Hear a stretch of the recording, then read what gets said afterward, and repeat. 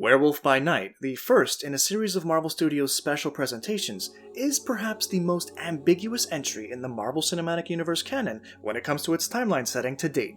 But we're gonna do what we do best around here and figure out where it fits best on our MCU timeline. Considering this is such a short feature, clocking in at just under 53 minutes, this video is going to be a shorter one, but rest assured, we're going to explore every possible time frame that Werewolf by Night can occur in. Welcome to Geekritique. My name is Dakota, YouTube's resident MCU timeline expert. If you enjoy our content, please don't forget to throw this video a like. It may be short, but I've put a lot of time into it. And if you haven't checked out my other work and you're curious about exploring other timelines, be sure to hit that subscribe button and notification bell so you can be that guy who always comments first on all of my videos. The film's ambiguity on the timeline starts before the narrative even begins, as the normal colors on the Marvel Studios logo are cut away, making room for an almost fully black and white film. Aside from the digital red highlights of the Bloodstone, the only true color we see shows up at the very end in what looks like classic hand-colorized pastels used to transform black and white film for a Technicolor display back in the day. And while this doesn't help us in determining a time frame, it helps build the setting that it's trying to emulate, as the film takes so much inspiration from the classic Universal monster flicks from the 1930s to the 1950s. The setting, in this instance, is meant to be purposely vague, and director Michael Giacchino planned it that way. Speaking to IO9, he says, "That's the great thing. In my mind, it is happening somewhere within the MCU, but we purposely never say when, why, how, all of that, because to me, it was just about these characters. Let's worry about these people for tonight and see what happens." Well, Giacchino, worrying about this particular night is exactly what I'm doing, and thankfully, there are a few clues to help us narrow down when exactly tonight is. While in the Bloodstone Mausoleum, all the visible death dates featured on the tombs occurred during the 20th century, with the latest being Griffith Burke Wondonsky's in 1968. So we know this is at least later than 1968. While we're in the mausoleum, I want to draw your attention to these three tombs which all share the same death date of February 28, 1961. I'm so curious about what happened to these three.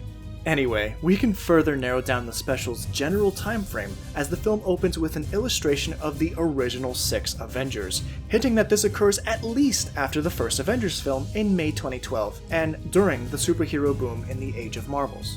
Modern day in the MCU is currently between 2024 and 2025, so unless the Avengers depiction was a false identifier, we have about a roughly 13-year period where the film could be set in the 21st century. We'll narrow down the year further in a moment, as best we're able, but let's try to first identify the time of year Werewolf by Night occurs.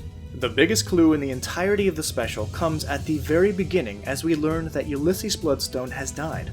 In the middle of that Latin text besides his illustration, it reads, "Et occiditur in ultima plenilunio anni."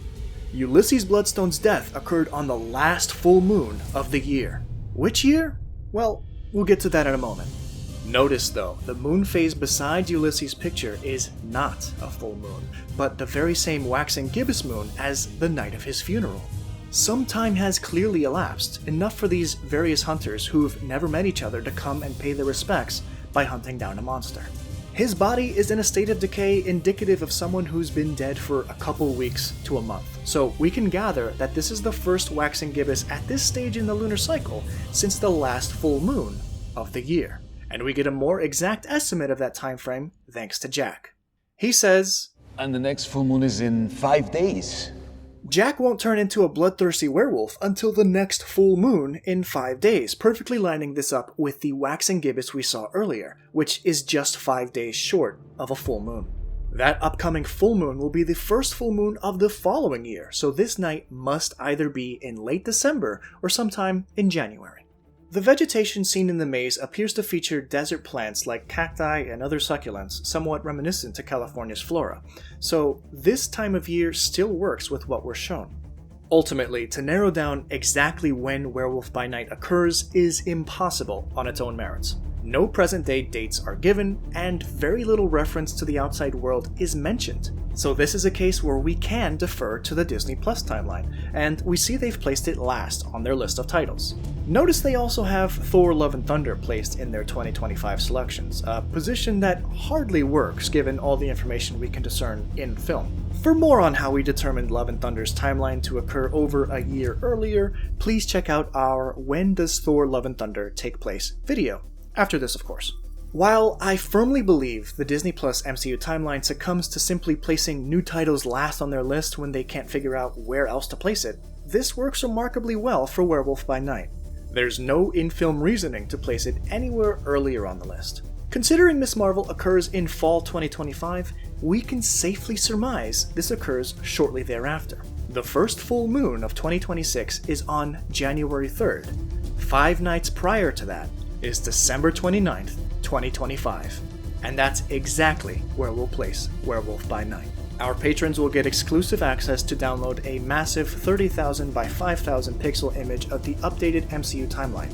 Speaking of our Patreon members, you guys are growing in number by the day, and I couldn't be more humbled by your show of support. Thank you so very much, guys. It really means a lot that you like the work I put into my craft. You can find even more Werewolf by Night timeline secrets by visiting Geekritique.com's new timeline journal section. If you've made it this far, use the word Harry in your comments below to let me know. Thank you so much for watching. I hope you have a great rest of your day or night. Please don't forget to like this video and subscribe for more just like it. And check out these other MCU timeline breakdowns if you haven't already. Thanks guys, have a good one.